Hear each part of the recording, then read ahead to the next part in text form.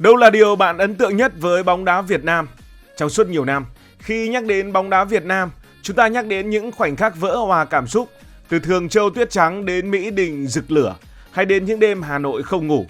Nhưng đi cùng những vinh quang ấy có một sự thật mà ai cũng thấy, nhưng ít người dám nói trọn vẹn. Đó là hạ tầng bóng đá Việt Nam chưa bao giờ xứng tầm với khát vọng của chính chúng ta. Người ta thường xem TV và chê rằng mặt cỏ sân vận động bị úa, lại nói rằng sân vận động cơ sở hạ tầng đã xuống cấp.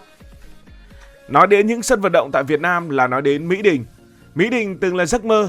Khi khánh thành vào năm 2003 để phục vụ SEA Games, chúng ta tin rằng đó là bước khởi đầu, là biểu tượng cho một chương mới, là bệ phóng cho bóng đá nước nhà. Đúng là Mỹ Đình cũng đã từng chứng kiến không ít vinh quang và cũng rất nhiều tủi nhục. Nhưng hơn 20 năm trôi qua, giấc mơ ấy đã già đi, mệt mỏi và bị bỏ lại phía sau bởi chính sự phát triển chóng mặt của bóng đá châu lục. Người Thái có Raja Mancala, người Nhật có những sân vận động hiện đại, Hàn Quốc thì cũng như vậy. Trung Quốc thì tuy chúng ta vẫn chê họ không hâm mộ bóng đá lắm, nhưng hãy nhìn xem, những sân vận động của họ đâu có khác gì châu Âu, và khán giả đến thì lúc nào cũng rất đông. Còn chúng ta vẫn có một Mỹ Đình cũ kỹ và thường xuyên bị chê trên truyền thông quốc tế. Và rồi đến một thời điểm, giấc mơ cần phải thay đổi. Một quốc gia hơn 100 triệu dân, một nền bóng đá có tham vọng dự World Cup trong tương lai, không thể đứng mãi dưới mái che cũ và lớp cỏ đã vàng úa. Việt Nam muốn tiến xa hơn, và muốn vậy phải có một biểu tượng mới, một thánh đường bóng đá đúng nghĩa, vừa mang tầm vóc quốc gia, vừa có khả năng đứng trong bản đồ sân vận động hiện đại của châu Á. Chúng ta cần một cú hích, một tuyên ngôn, một bước nhảy, và cú nhảy ấy bắt đầu ở Hưng Yên chứ không phải là Hà Nội. Tháng 10 năm 2025, Hưng Yên đã trở thành tâm điểm của bóng đá Việt Nam. Không phải Hà Nội, không phải thành phố Hồ Chí Minh và cũng không phải là sân vận động Việt Trì, nơi thường mang lại may mắn cho đội tuyển Việt Nam, mà đó là Hưng Yên, một vùng đất yên bình bên sông Hồng, nay bước vào lịch sử khi Bộ Công an khởi công xây dựng sân vận động PVF với sức chứa 60.000 chỗ ngồi, chính thức vượt qua sân Mỹ Đình để trở thành sân vận động lớn nhất Việt Nam. 60.000 chỗ ngồi, đó là con số mà Việt Nam chưa từng có. Không còn là những khán đài nhỏ bé cỡ 20.000, 30.000 chỗ ngồi như các sân vận động ở tỉnh, thậm chí là nhỏ hơn. Không còn cảnh người hâm mộ chen nhau như nêm. Không còn là nỗi lo sân hỏng, cỏ nát hay mái che chỉ tồn tại trên bản vẽ. Sân PVF với sức chứa 60.000 chỗ ngồi là lời cam kết rằng Việt Nam muốn tổ chức những trận đấu đỉnh cao của châu lục, và là lời tuyên bố rằng bóng đá không chỉ để xem mà trở thành một ngành công nghiệp giải trí hàng đầu. Sân vận động này được xây dựng trong quỹ đất rộng tới 55.000 m2, nằm trong quần thể thể thao, dịch vụ đến 92 ha. Và điều ấn tượng nhất, sân vận động này còn có một mái che cực kỳ chuyên nghiệp. Điều mà khán giả Việt Nam hay ấn tượng khi xem bóng đá châu Âu, đó là một mái vòm đóng mở. Một mái vòm mà tưởng như chỉ tồn tại ở trời Tây thì bây giờ đã có ở Việt Nam. Nó đóng mở tự động, tham chiếu theo công nghệ từ sân vận động AT&T của Mỹ, một trong những sân vận động có mái vòm đóng mở lớn nhất trên thế giới hiện nay. Mái che này có thể mở để đón nắng, đón gió trong những ngày đẹp trời, và có thể đóng lại chỉ trong vòng khoảng 12 phút khi mưa bão, hoặc khi cần tạo hiệu ứng ánh sáng cho những sự kiện ban đêm. Công nghệ ấy đưa Việt Nam bước vào nhóm những quốc gia hiếm hoi ở châu Á có sân mái đóng mở tầm cỡ, ngang với đẳng cấp của những sân vận động lớn khác trong khu vực và tầm châu lục. Không chỉ mái, mặt cỏ hybrid module cũng là một bước tiến mới, thoát nước nhanh, chịu tải rất tốt và thay từng mảng dễ dàng, đặc biệt phù hợp cho cả bóng đá lẫn concert, điều mà Mỹ Đình từng mơ nhưng không đủ cơ sở hạ tầng để triển khai một cách trọn vẹn. Thế nên cứ mỗi khi Mỹ Đình có hòa nhạc là bóng đá, xin mời hãy chuyển đi chỗ khác. Không dừng lại ở đó, sân có 4 khán đài chính A, B, C, D cùng khu VIP sang chảnh, trung tâm điều hành phát sóng, báo chí, thậm chí cả quảng trường ngoài trời với một bãi đỗ xe rất rộng. Đi xem bóng đá mà giống như là đi nghỉ dưỡng. Nói đến so sánh với thế giới, sân vận động PVF có thể không phải là sân lớn nhất về mặt sức chứa, chỉ xếp hạng khoảng top 100, thậm chí là ngoài top 100 toàn cầu, bởi vì còn rất nhiều những sân vận động lớn khác, như sân lớn nhất thế giới thì đang nằm ở Triều Tiên với sức chứa khoảng 150.000 chỗ ngồi, hay những sân của châu Âu, đâu đó sức chứa cũng 7, 8, thậm chí là 9 vạn chỗ ngồi. Nhưng đừng nhìn vào chỗ ngồi mà để bị đánh lừa. Có những sân vận động từng làm nên lịch sử với đâu đó quanh quẩn chỉ 60.000 chỗ ngồi. PVF tuy nhỏ hơn về số lượng nhưng ăn đứt về công nghệ mái vòm linh hoạt. Hầu hết các sân lớn trên thế giới dùng mái cố định, bền bỉ nhưng không thể thở được với thời tiết. Còn sân PVF, như đã nói, nó được học hỏi từ sân AT&T, nơi mái kính trong suốt cho phép nắng mưa tự do. Hay là sân vận động NRG Stadium ở Houston với thời gian đóng mở 8 đến 10 phút để chống bão. Những sân khác ở Mỹ cũng thiết kế tương tự, tiết kiệm năng lượng khổng lồ.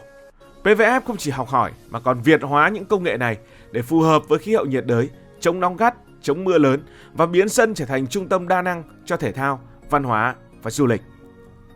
Sau khi hoàn thành, sân PVF sẽ là ngôi sao của Đông Nam Á, sánh ngang với những sân vận động đẹp và hiện đại bậc nhất ở trong khu vực, hứa hẹn sẽ thành một chảo lửa mới của đội tuyển Việt Nam, trẻ trung hơn, hiện đại hơn hẳn, có thể tổ chức những giải đấu ở khu vực, thậm chí là châu lục hay thậm chí là vòng loại World Cup hoặc xa hơn nữa.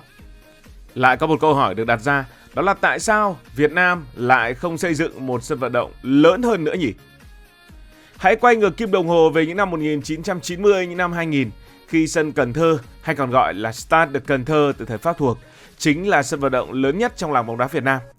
Xây từ những năm 1930, sân này không chỉ là nơi dành cho bóng đá mà còn là sân khấu đa năng cho đua xe đạp, xiếc thú và hát tuồng miền Tây sông nước. Sức chứa của sân này là hơn 50.000 chỗ ngồi, một con số khủng khiếp khiến ai cũng phải trầm trồ. Khán đài A lộng lẫy với 500 ghế VIP, còn lại là những bậc đứng chen chúc, tạo ra một bầu không khí điên cuồng đúng kiểu Đông Nam Á. Với mưa, với nắng, với gió, Cửu Long, cổ vũ cho những người phô diễn tại đây. Lúc đó sân Cần Thơ lọt top những sân tốt tại Đông Nam Á. Nhưng rồi, đến năm 2019, thì sân cần phải trải qua một đợt cải tạo lớn sau thời gian xuống cấp. Sân được lắp ghế ngồi an toàn, nâng cấp mặt cỏ và sức chứa tụt xuống còn 30.000 chỗ ngồi. Lý do thì cũng rất đơn giản, an toàn là trên hết, tránh chen lấn, xô đẩy giống như những sự cố từng diễn ra ở trong quá khứ. Và điều quan trọng, Cần Thơ cũng không phải là một điểm quá nóng về bóng đá, nên một sân vận động 30.000 chỗ ngồi cũng là đủ. Thế nên trong quãng thời gian từ năm 2019 cho đến giờ, sân vận động Mỹ Đình chính là sân vận động lớn nhất Việt Nam với sức chứa 40.000 chỗ ngồi mà không hề có đối thủ. Vậy tại sao Việt Nam mình lại hiếm có những sân vận động lớn như là 70.000, 80.000, 90.000 hoặc 100.000 chỗ ngồi? Thực tế là cổ động viên Việt Nam thì lúc nào cũng cuồng nhiệt top đầu châu Á, dân số thì đông, vé thường xuyên bán hết trong vòng một vài giờ. Nhưng vấn đề nằm ở một thực tế cay đắng, kinh tế là trước hết. Xây một sân vận động 50.000 chỗ ngồi như sân PVF hôm nay đã ngốn rất nhiều tiền. Vậy thì trước đây sẽ như thế nào? Liệu có cần thiết phải xây một sân như vậy trong khi cả năm không biết tổ chức được bao nhiêu trận bóng mà lấp đầy cả sân như thế? Trong khi GDP bình quân đầu người chỉ khoảng hơn 4.000 đô la Mỹ một năm. Người châu Âu đã giải tiền dễ dàng nhờ bản quyền truyền hình và nguồn tài trợ khổng lồ.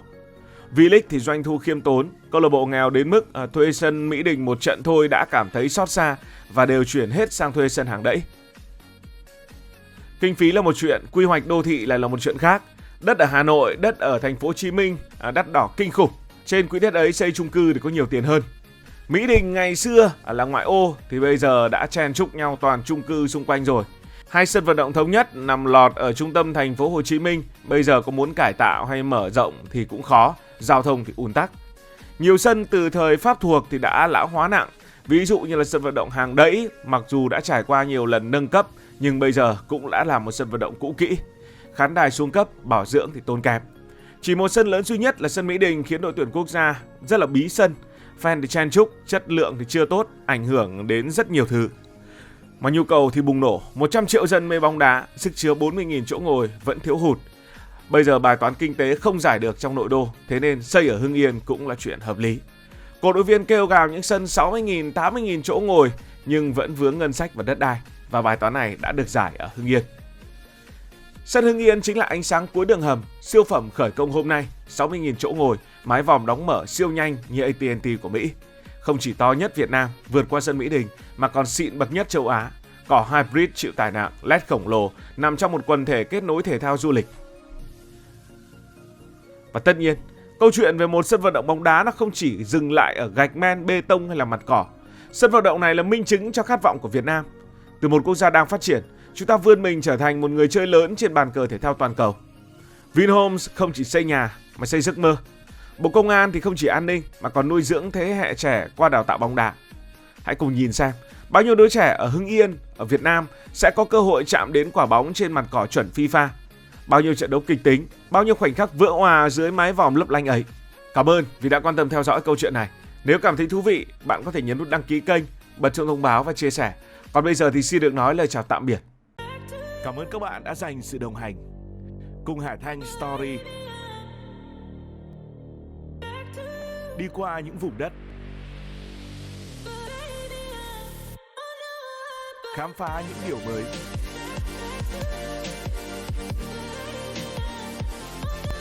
Đừng ngần ngại, hãy để lại những góp ý và xin được hẹn gặp lại.